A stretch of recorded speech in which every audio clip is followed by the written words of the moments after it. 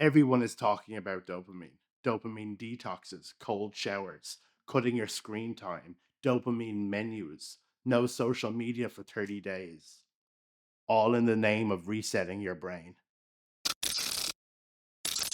And look, I'm not here to tell you that any of that is completely useless, but I am here to tell you that that thing that people are calling dopamine addiction, it's not real.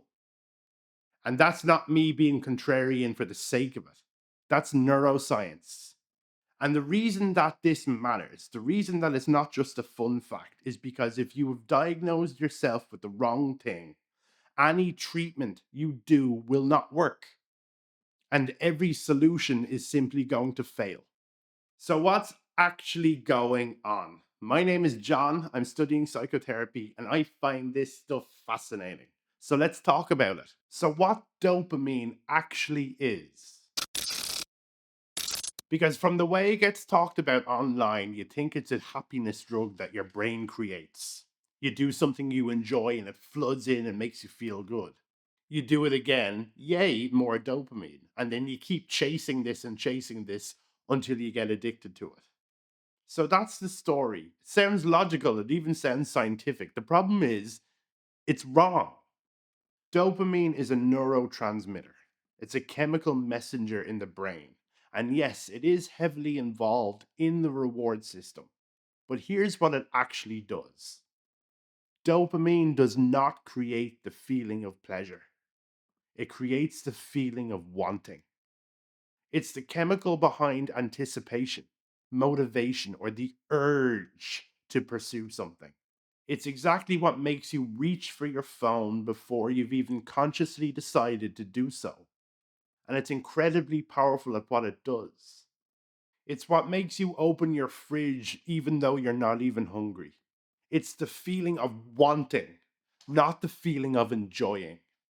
And the difference between wanting and enjoying is incredibly big, especially in what we're talking about here. It will make you see all of this differently. So, this is the science behind liking versus wanting.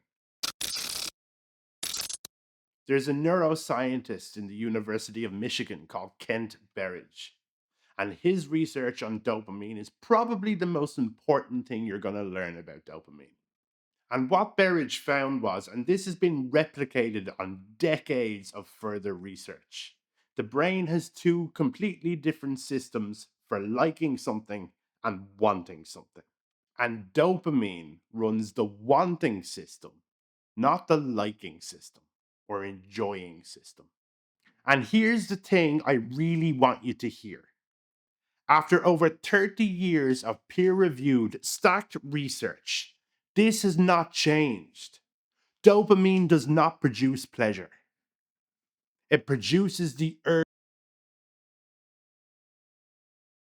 to pursue pleasure, and maybe dogs. It produces the urge to seek pleasure out.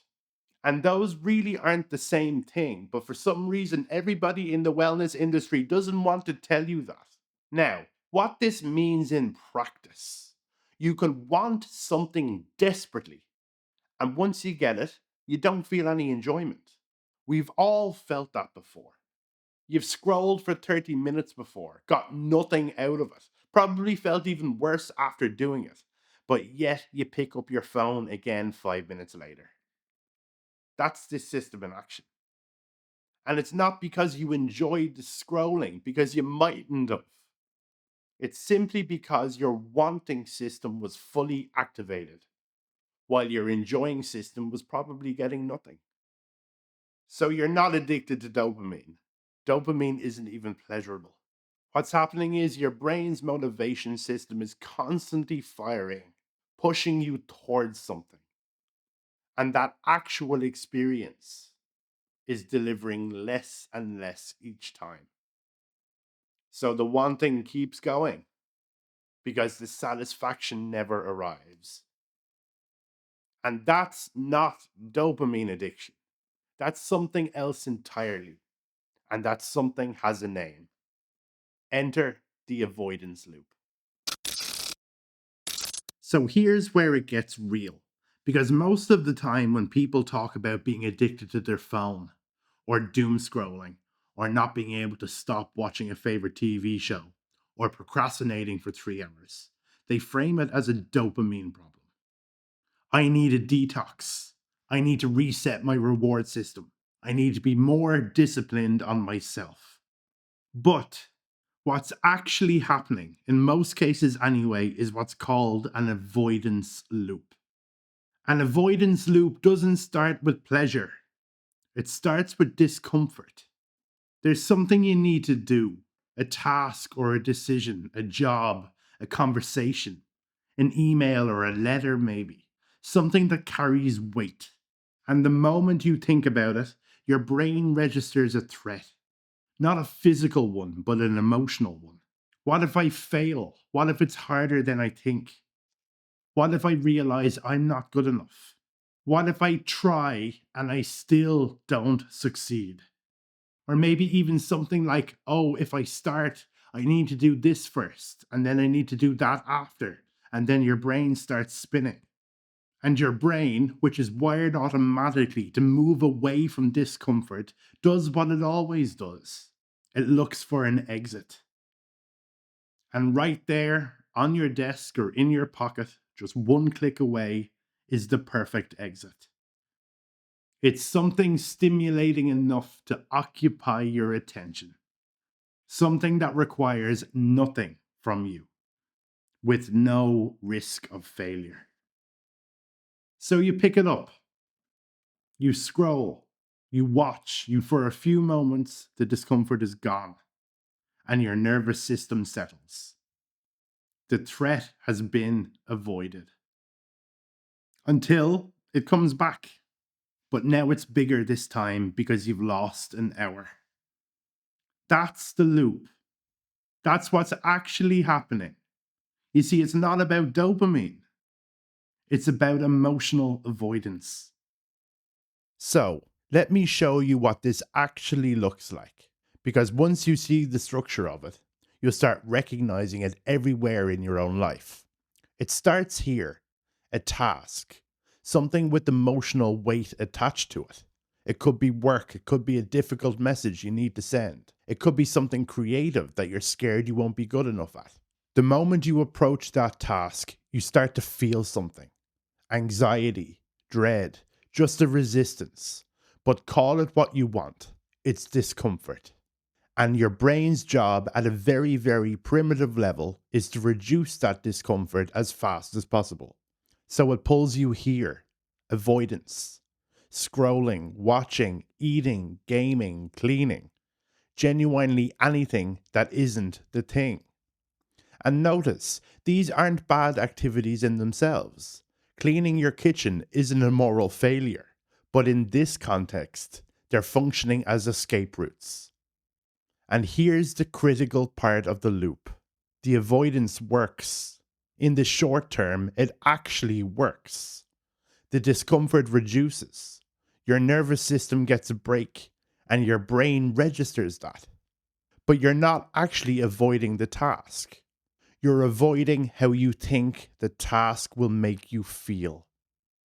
It learns. When that task appears, this is what we do. But then, time passes, the task is still there.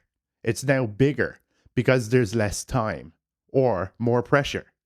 Or you've been avoiding it long enough that it's grown in your mind into something even more threatening than it ever actually was.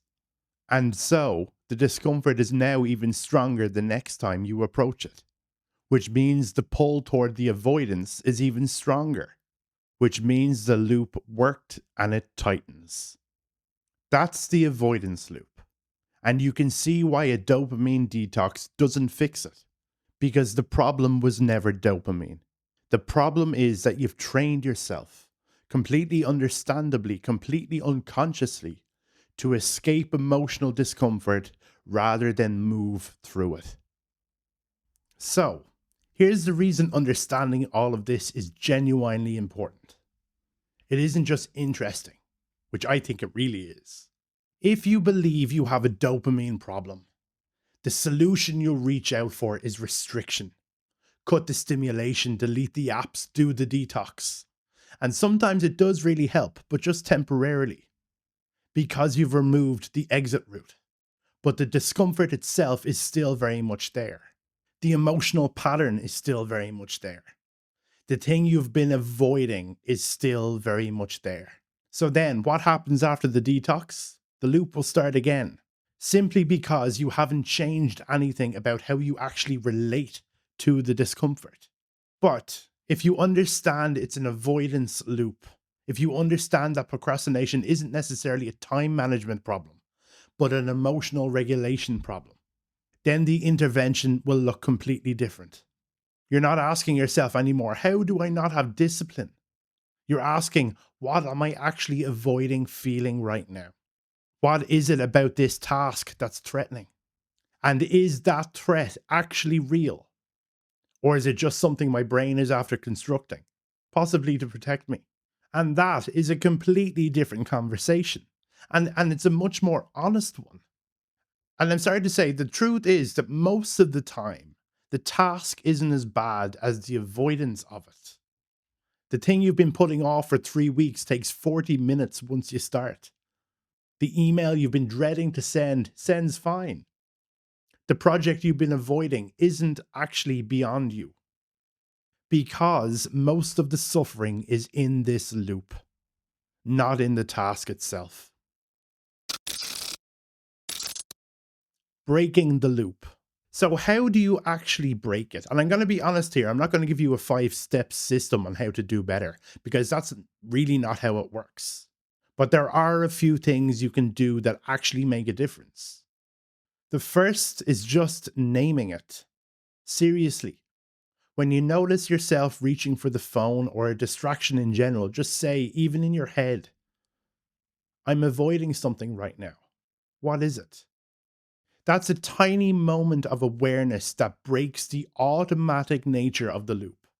It makes your unconscious conscious, even just briefly.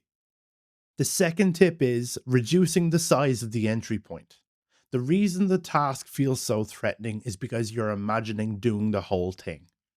You're imagining starting it, finishing it, and either succeeding at it or failing at it, and the feeling is still the same. But you don't have to do the whole thing. You just have to open the document.